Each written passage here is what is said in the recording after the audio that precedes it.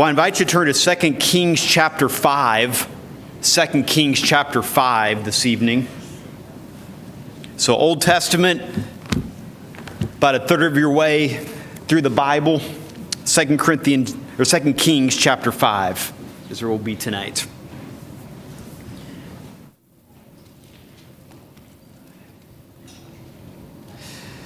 So in the classic movie Chariots of Fire that came out in the early 1980s, featured Eric Liddell, the Olympic runner of the 1920s, who ran for the glory of God. He would not run on Sundays because that was his commitment. That's the Lord's day. But one of his chief competitors was a man named Harold Abrahams. And he was asked in this movie, Chariots of Fire, "Do you enjoy running?" And he answered with these words, and I quote, "I'm more of an addict." And he went on to comment, "I'm forever in pursuit and I don't even know what it is I'm chasing. I'll raise my eyes and look down that corridor 4 feet wide with 10 lonely seconds to justify my whole existence. But will I?" Mary Bell said about 20 years ago, "Achievement is the alcohol of our time." Wanting to be somebody, do something with my life, achieve. This evening I want to talk to you about the counterfeit God of achievement, because that is all over our society. Now, a little review before we get into this text this evening in 2 Kings chapter 5. We've looked at the false god of love. Last week we looked at the false god of money, often shown through coveting or greed. This evening I want to look at the counterfeit god of achievement that we find in a pagan man named Naaman. 2 Kings chapter 5. And so I draw your attention there, 2 Kings chapter 5. And the first 4 chapters feature 2 men primarily. Elijah, the hairy prophet, dressed in leather skin garb. And then you have Elisha, who is a little of the softer type, but still tough for being a prophet. And here he was leading the helm of the spiritual side of Israel. And he does not come on the scene until about halfway through this story. And so pick up with me in 2 Kings chapter 5. And I want to introduce to you this man named Naaman, who was driven for achievement. Look at what it says. "Now Naaman, captain of the host of the king of Syria, was a great man with his master and honorable, because by him the Lord had given deliverance unto Syria. He was also a mighty man in valor, but he was a leper." So you see the description so far? You have this man who is victorious. He's from the nation above Israel, so Syria, which is to the north. You have, of course, Damascus and some of the other cities up there. And then Israel is to the south. And God has used Syria to seek vengeance upon his people. And God has prospered their way. And so it's highlighting Naaman. He's successful, but as you can see, one problem, he's a leper. Now notice what happens here in verse 2. "And the Syrians had gone out by companies and had brought away captive out of the land of Israel a little maid. And she waited on Naaman's wife. And she said unto her mistress, Would God my Lord were with the prophet that is in Samaria, for he would recover him of his leprosy. And one went in and told his Lord, saying, Thus and thus said the maid that is of the land of Israel. And the king of Syria said, Go, and I will send a letter unto the king of Israel. And he departed and took with him 10 talents of silver and 6,000 pieces of gold and 10 changes of raiment. And he brought the letter to the king of Israel, saying, Now when this letter is come unto thee, behold, I have wherewith sent Naaman my servant to thee, that thou mayest recover him of his leprosy. And it came to pass, when the king of Israel had read the letter, that he rent his clothes and said, Am I God to kill and to make alive? That this man doth sent me to recover a man of leprosy? Wherefore consider, I pray you, and see how he seeketh to quarrel against me. And it was so, when Elisha the man of God had heard that the king of Israel had rent his clothes, that he sent to the king, saying, Wherefore hast thou rent thy clothes? Let him come now to me, and he shall know that there is a prophet in Israel. So Naaman came with his horses and with his chariot, and stood at the door of the house of Elisha.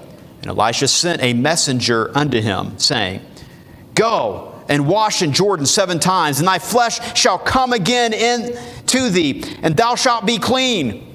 But Naaman was wroth, and went away, and said, Behold, I thought he will surely come to me and stand and call on the name of the Lord, and strike his hand over the place and recover the leper. Are not Abana and Pharpar, rivers of Damascus, better than all the waters of Israel? May I not wash in them and be clean? So he turned and went away in a rage. And his servants came near and spake unto him and said, My father, if the prophet had bid thee to do some great thing, wouldest thou not have done it? How much more then, he saith to thee, wash and be clean? Then went he down and dipped himself 7 times in the Jordan, according to the saying of the man of God. And his flesh came again like unto the flesh of a little child, and he was clean. Isn't this a great story? As I look at this story, we see a man who obviously was very successful, very driven, had worked up the ranks in the Syrian army to be the captain, and he refers to himself as the man on whom the king leans. He's the king's right arm in Syria.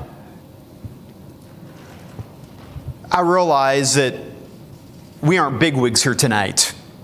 It might seem that we don't have much in connection with a man like Naaman. Nonetheless, there is this little bug that can affect our bodies called the drive for achievement, and the drive to be known, and the drive to be respected and known as successful. Someone who gets things done, and they're known for it. And they've accomplished something. They've achieved some things in life. That's where Naaman was. And we're going to see this mindset surface multiple times in this short story with this man named Naaman. Now, let me put it a different way. Maybe you're not the A-type personality tonight that's always driven, always wanting to conquer. I mean, you're more the type that wants to actually smell the roses and enjoy life a little bit more than the A-type. What we're dealing with is not just an A-type personality, but rather we're dealing with looking to what we do to identify who I am. What am I worth? Where am I going to go after I die? And we can easily, if we're not careful, base this on our achievement rather than on the antidote given in this chapter, which we'll get to towards the end. Now, notice the journey from trust and achievement to trust in the God of grace. So again, Zacchaeus last week goes on a journey from greed to graciousness. You remember that last week? Now Naaman is going to be on a trip from trust and achievement, that's verse 1, to trust in the God of grace, coming out of the waters of Jordan with the skin like a baby, as we see in that last verse we just read. So what does this journey look like? From trusting in achievement to trusting in the God of grace. The first step here is in verse 1. You see, achievement could not prevent leprosy. Achievement could not prevent his leprosy. This verse in the original language was written in a way to build on all of his accomplishments, all that he has done, and then, oh, by the way, a little detail at the end, he was a leper. Can you see the way it's spelled out even in our English Bible? Now let's unpackage some of the accolades of this captain of the host of the king of Syria. First of all, it says he was a great man with his master, which is the king. The king trusted him. He ran with the elite. He ran with royalty. Everybody knew who Naaman was. And it says, because by him the Lord had given great deliverance unto Syria. It's interesting that the writer of 2 Kings is saying, well, actually, it wasn't Naaman that accomplished this. It was God who gave it to him. But he thinks he accomplished it, is the implication here. And notice that he was a mighty man of valor. So 3 descriptions. He had a great relationship with the king. He had a track record of a lot of victories. I mean, in other words, the win-loss ratio was a lot of wins and very few losses in battle, if any. And then, notice thirdly, he was a mighty man of valor. He was known for his courage. All the success, you think this is going somewhere. And it does go somewhere. He's a leper. Now, leprosy, back in this day, was a disease of the skin that had different forms and different grades, as far as severity. But in general, it was a disease that later became to know as Hansen's disease that would basically cause an inflammation of the skin. It would eat away at the flesh, it would attack the nervous system so that the extremities of somebody's body would become deformed. And it was almost like a slow motion explosion of the extremities in the skin. Anybody who had leprosy for any length of time was grotesque to look at. You don't want to camp out there very long. You don't want to naturally bounce your eyes, because eventually, if it got to their face and their throat and other vital parts of their body, it could lead to death if it got to that point.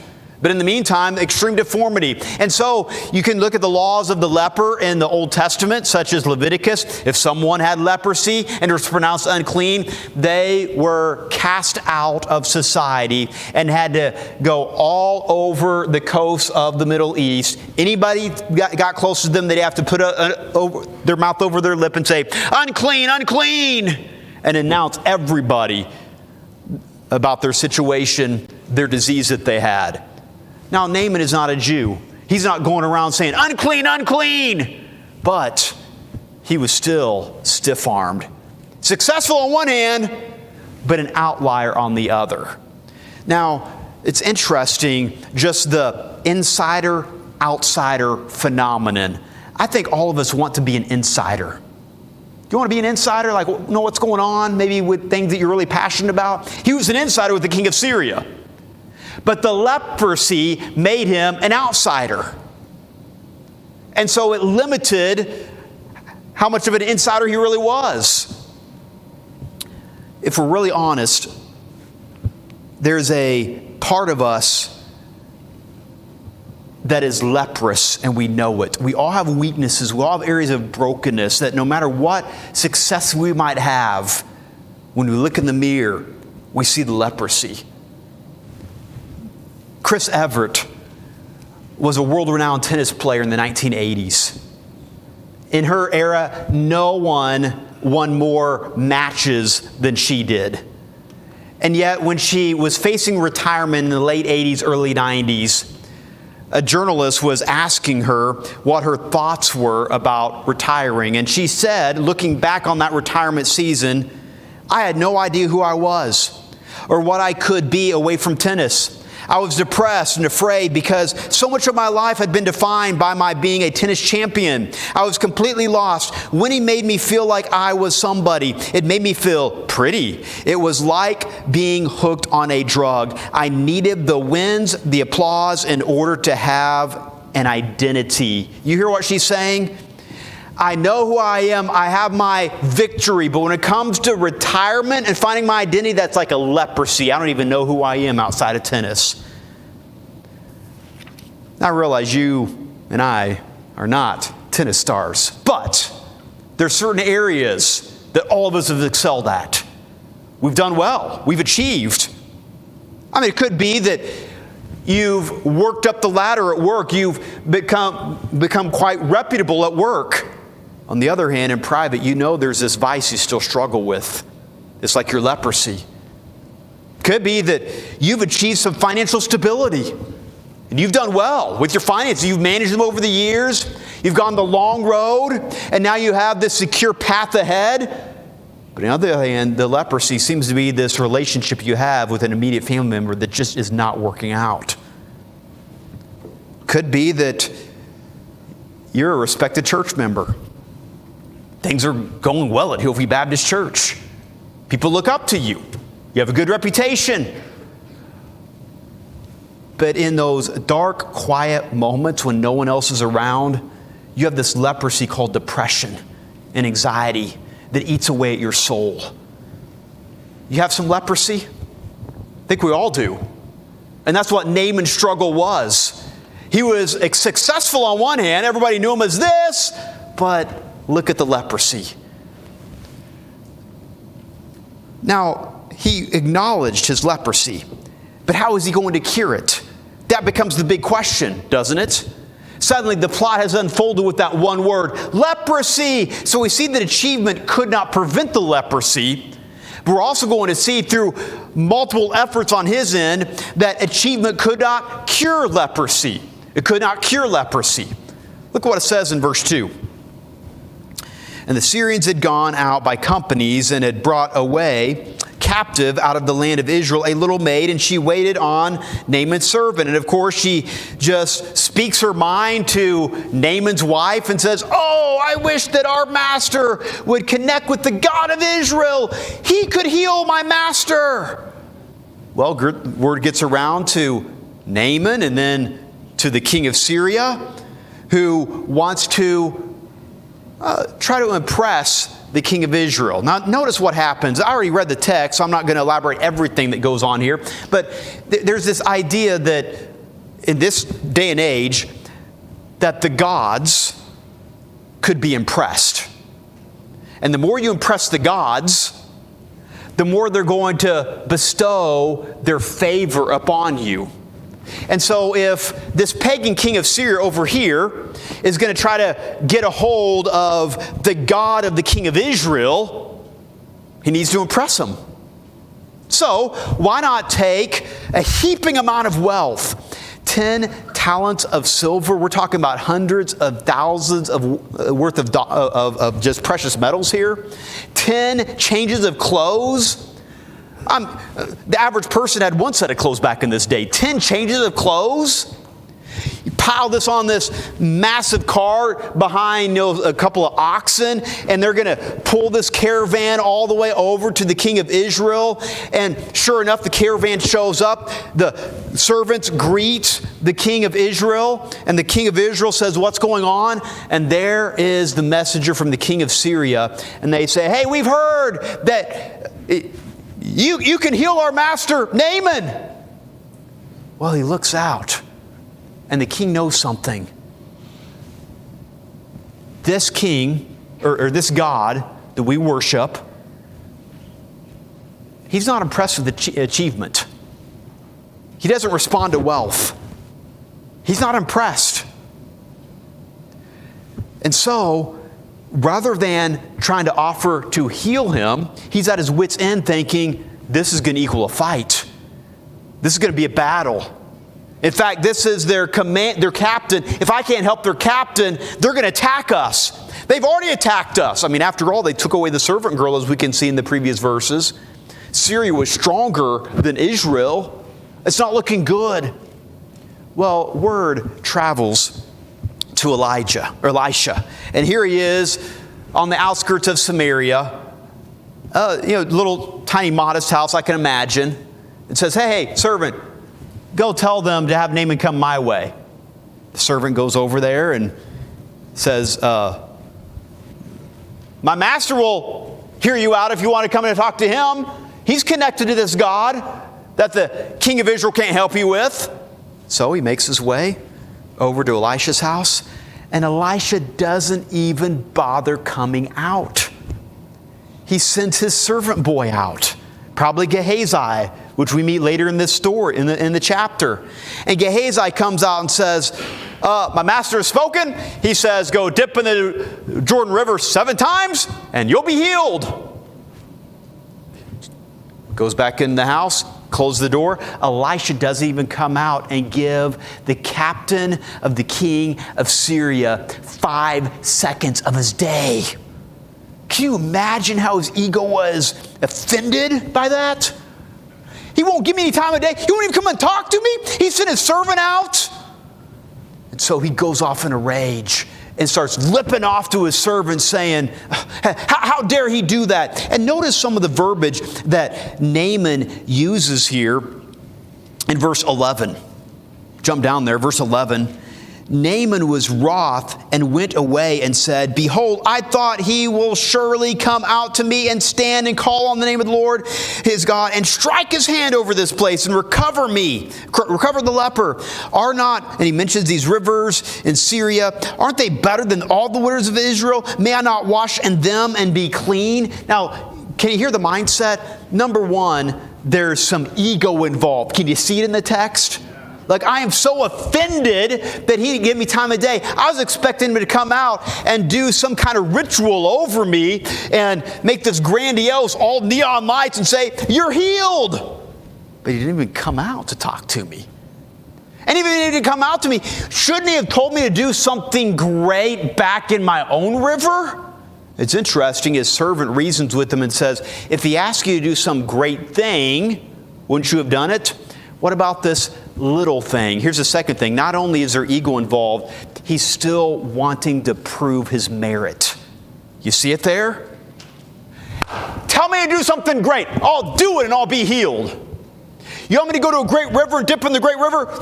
I'll do this. If you want me to stand here and do something grandiose, it's going to be great. We're going to accomplish something. We're going to achieve something. It's all based on achievement. If I can just achieve something, God is going to notice and he's going to heal me. He's going to respect me. He's going to be impressed with what he sees. And therefore, he's going to respond. Here's the problem. Leprosy was something that achievement could never heal. And there's a part of us that our achievement can never deal with, no matter how hard we try, no matter how much effort we extend. The prophet in the Old Testament said, can a leopard change his spots? It's a rhetorical question. Okay, let me use a modern analogy that I touch on occasionally on Sunday morning. Can a pig change his nature to not desire mud? When it comes to who we are as people, we are leprous, we are broken. There's nothing we can do to change that leprosy. No matter how good we are, no matter how successful we might be, no matter how much we might try to accomplish, we still fall short. So we've got to be careful before we go any further. I realize this is the Wednesday night crowd at Hillview Baptist Church. I realize you are the committed folks that really are hungry for the word. You want to come out midweek as well for our midweek huddle here. But still, there's a subtle mindset that can slip in that goes something like this. If I can achieve this, then God will respond this way. If I can show God that I'm willing to do that, A, then he's going to respond by doing this, B. It's almost like an equation. It's almost like a deal that we're negotiating with God internally. We would never say that. We know that's not very Baptist-like to say anything like that. But there's kind of a mindset that can slip in sometimes that if I accomplish something before God, I can do enough where he's impressed. And he actually reaches down. As a result, he heals me. It can look something like maybe that work that you're so successful at, but there's this vice. It could go something like this. If I work hard enough and show myself a good servant before God at work, then God's going to help me with this vice that I struggle with in private. Or if I realize that, with the church, as long as I'm faithful in church and I'm a good church member and I have that reputation, then God's going to help me with my depression and my anxiety. Or when it comes to that financial stability, if I operate my finances well and have that long-term stability in a way, then I realize I got that struggling family member over here. Maybe God would look down on that and be impressed with that and then help me with my straying family member. And they would actually be impressed as well and come back to me and say, oh, I got it all wrong. You have something you can teach me. Maybe that would work. You see how we kind of go in our minds as far as, if I do this, then God's going to do this. And that's kind of what's going on in Naaman. If I just bring enough wealth, I wield enough power, if I just impress this God, then He's going to heal me. And by the way He heals me, He's going to ask me to do something great. If we're not careful, we could even let this slip into our spiritual discipline to say, if I am disciplined and do this, this, and this, I read my Bible every day, I pray as fervently as I can, I even fast, I practice all these spiritual disciplines, then God will look down and be impressed with me, and then He'll do this in my life. It doesn't work that way. No amount of achievement can heal your leprosy. So, how do we navigate this? What did Naaman do? Well, you read the story with me a few moments ago. So achievement could not prevent leprosy. Achievement could not cure leprosy. But notice how it gets good in verse 8. Achievement was overcome by grace. Achievement was overcome by grace. Of course, I already read how he was offended at this offer from the prophet through his servant, and he stormed off because it deflated his ego. When he was no longer in control, he could no longer prove himself worthy of this. So finally in verse 13, the servant reasons with him and says, "My father, if the prophet had bid thee do some great thing, wouldest thou not have done it? How much rather then when he saith to thee, wash and be clean?" Okay, you would gladly do this, because we know you can do this, Naaman. But what if God asked you to do this? We got to humble yourself. Are you willing to do this? Well, the next verse answers, verse 14. "Then went he down and dipped himself 7 times in Jordan, according to the saying of the man of God, who did not even give him any time of day to go out and talk with him." Notice what happens. "And his flesh came again like unto the flesh of a little child, and he was clean." Hey kids, can you use your imagination? Hey, all kids listening, you got to picture this for a moment. He goes to this little scrawny Jordan River. Not like those rivers up in Syria, up in Damascus. Little scrawny Jordan River. He goes down in there. There's barely enough water to get up to his waist. He's going to have to get really low to get under this water. Like crouch down like almost like a little infant. He gets in that water, and he goes down once, comes back up, leprosy's still there. Okay, wonder if this is going to look. I'm not looking too hot with my servants right now. Goes down again, comes back up. Still no leprosy. The leprosy's all over him. Fingertips still deformed. Feels his nose still the same way. Goes down a third time, comes back up. Nothing's happened. He does this another 4 times until the last time.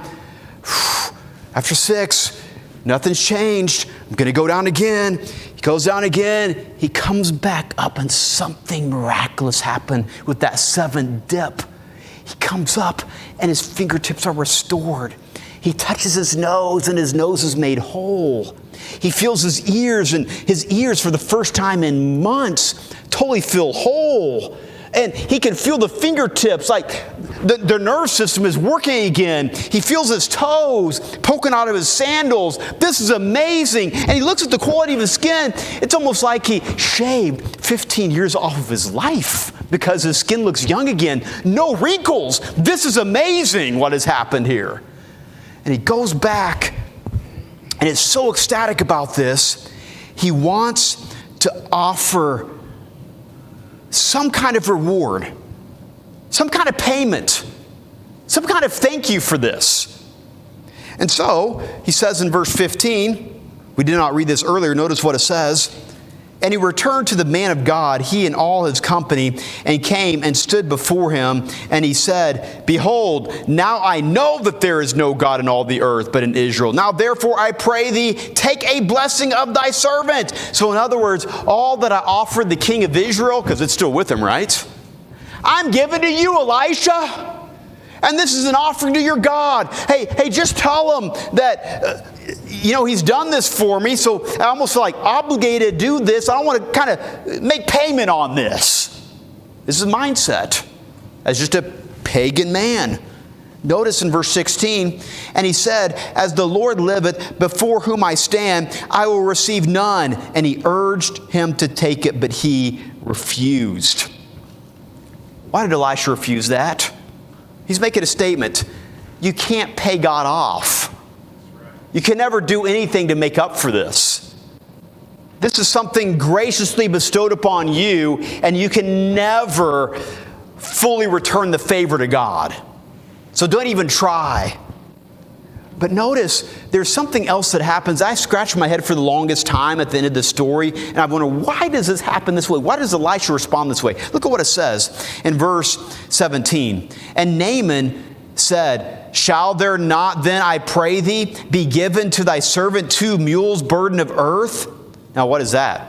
He's saying, hey, why don't we take some dirt from Israel here and take it up north to Syria and build an altar up there for our God, because your God can do something great. That's basically what he's saying there. And notice how he continues.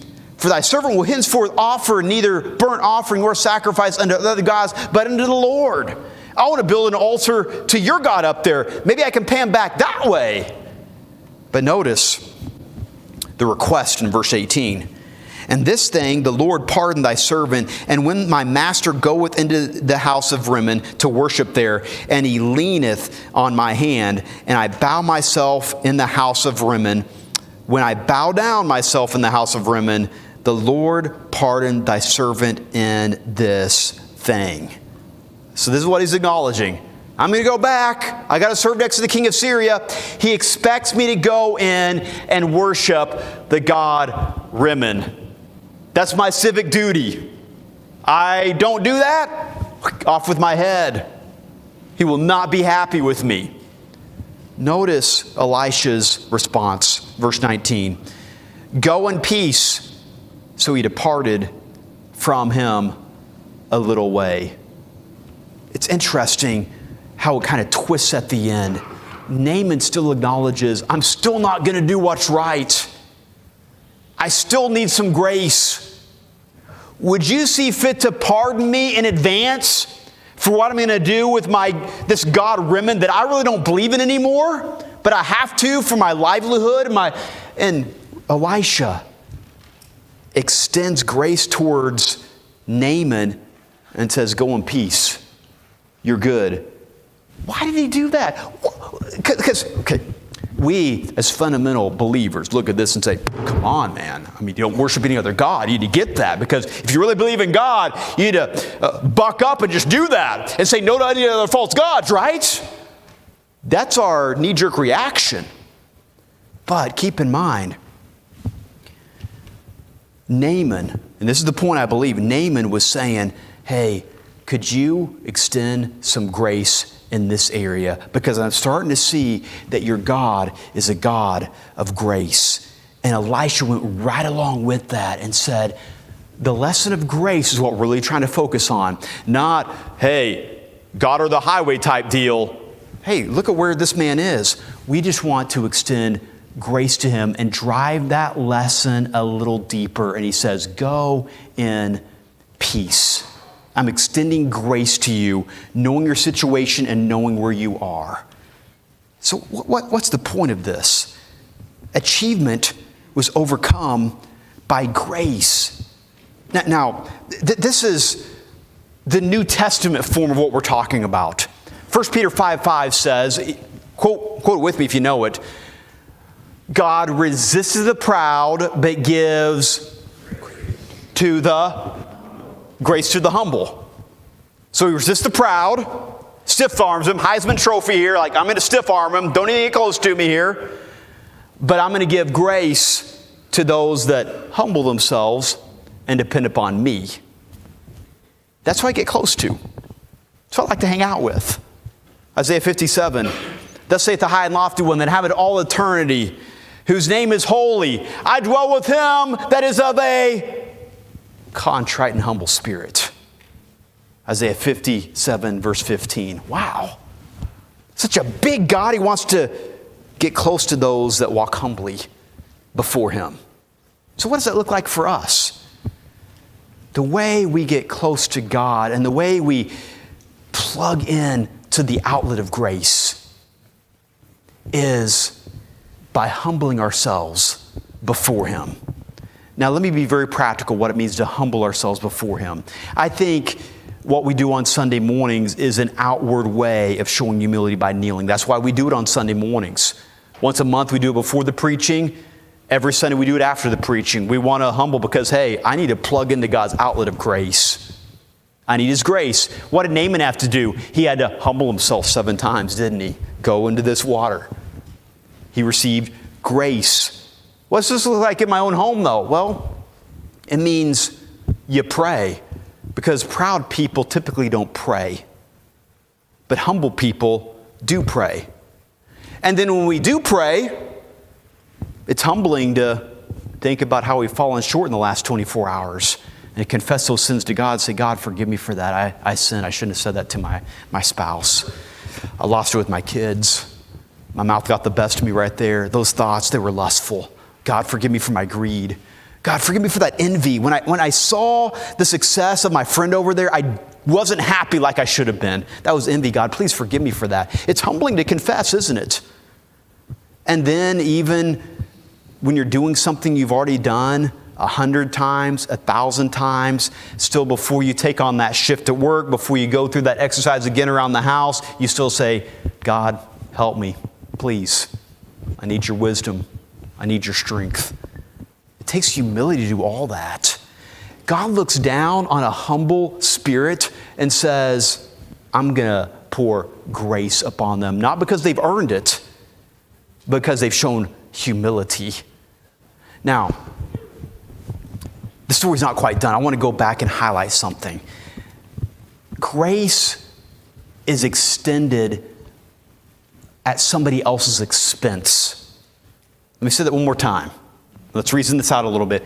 Grace is extended based on somebody else's expense. Like somebody had to give the grace. Somebody had to be the conduit of grace. Go back to chapter 5, verse 2. Because there's something that Timothy Keller pointed out that I thought, man, I want to camp out on this. I want to dig in a little deeper and see what's going on here. Notice what it says in verse 2. This little servant girl, it said halfway through the verse, had been brought away captive out of the land of Israel, a little maid, and she waited on Naaman's wife. So let me put it bluntly, okay?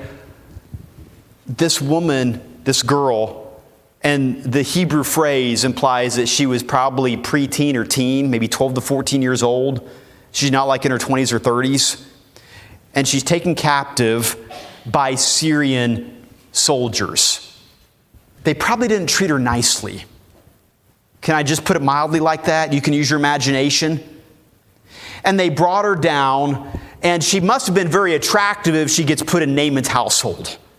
They're probably not going to put an ugly girl in Naaman's household. I mean, so she is, more of the elite probably of the captives here. She's taken into this home. At best, she saw her family go off in the distance, never to be seen them again. At worst, she saw them slaughtered before her eyes.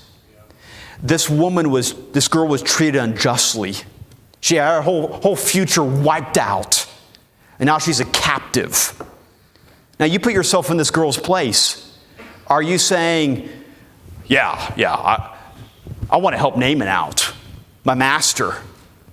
No, I'm going to be vengeful. He has leprosy. I'm not going to tell him how he can be healed from his leprosy. Look at all the injustice done to me by the Syrians. Look what they've done. They've totally wrecked my life because of what they've done. This is wrong. I'm going to do whatever I can to make sure they're put in their place, even as a little servant girl. But you don't see that. What does she do? She extends grace by going to Naaman's wife and saying, oh, please, if he just knew God, he would be healed. Let me put it in modern terms. I really want the best for my master Naaman. She's extending more grace than had been extended to her. She had taken the brunt of injustice, and out of her came grace directed towards Naaman. Do you know anybody else in the Bible that received injustice, and because of the injustice that was directed at him, grace emerged? We're talking about a man who was accused of treason, which he did not commit, blasphemy, which he didn't commit, was handed over to the Romans, hung on a cruel cross, spikes put in his hands, through his feet. His back was lacerated, crown of thorns upon his head. He was spit upon, he was mocked, and he died unjustly. But what came forth from that? Grace. Jesus had to pay for that, and grace came forth. Mark chapter 10, verse 45, for the Son of Man came not to be ministered unto, but to minister and to give his life a ransom for many. So let me put it another way. Yes, we need to humble ourselves to receive grace, but ultimately we need to look to the one who was treated unjustly and still extended grace as our example of what grace is all about. You see, God heals and secures by grace, not achievement. God heals and secures by grace, not achievement. Now, I know what some of you that are very disciplined and driven and you've achieved a lot, I know what you're asking because I ask it too. So does this mean we shouldn't put forth effort? We shouldn't try? We shouldn't be driven? That's what I'm saying at all. I mean, in life, we have choices. We can choose to work hard, and that gets you places, absolutely, in this world. That can help develop a reputation. My point in this whole story, and I believe God's heart in this, is get her done. Be driven. But don't expect any of that to impress God. It never impresses Him. God is impressed with those who look to Him for their everything, and that depend upon Him, and they trust Him, and they humble themselves before Him. Let's wrap up by turning to 1 Corinthians chapter 1. 1 Corinthians chapter 1. Paul is writing to a very carnal church. They had their share of problems. If you've studied the book of Corinthians at all, you know what I'm talking about. Core member having an affair with his stepmother. They're going to war with each other, filing lawsuits against fellow church members. They're getting drunk at the Lord's Supper. 1 Corinthians chapter 11. This is a messed up church. And notice how he starts out in this chapter, chapter 1, verse 27. And just follow along, and I'm going to have you read with me here shortly around verse 30. Notice what it says. But God had chosen the foolish things of the world to confound the wise. And God had chosen the weak things of the world to confound the things which are mighty. And the base things of the world and the things which are despised hath God chosen, yea, and things which are not, to bring to naught the things that no flesh should glory in His presence. But of Him are ye in Christ Jesus, who of God is made unto us wisdom and righteousness and sanctification and redemption. Now let's read verse 31. What's the end goal of this? Let's read it. That according as it is written, he that glorieth, let him glory in the Lord. When we come to the point we realize that it's not the God of achievement that can get me anything before God. It's all the true living God, and I desperately need to depend upon Him humbly every single day. That's when the God of grace reaches down and pours His grace upon those who depend upon Him. Let's go and stand together as we conclude our time There's still time to fellowship. The evening has not gotten away from us yet. And let's ask God to keep this principle of advancing not by achievement before God, but by depending upon the God of grace. Heavenly Father, thank you very much for your word. Thank you for Naaman. Lord, we confess that we quickly depend too much on our achievement to gain standing with you. And I pray that you would help us to live in light of that and constantly acknowledge our need for you and confess to you and pray to you and talk to you. Keep this truth before our minds and our hearts as we go. In Jesus' name I pray. Amen. God bless you for being here this evening.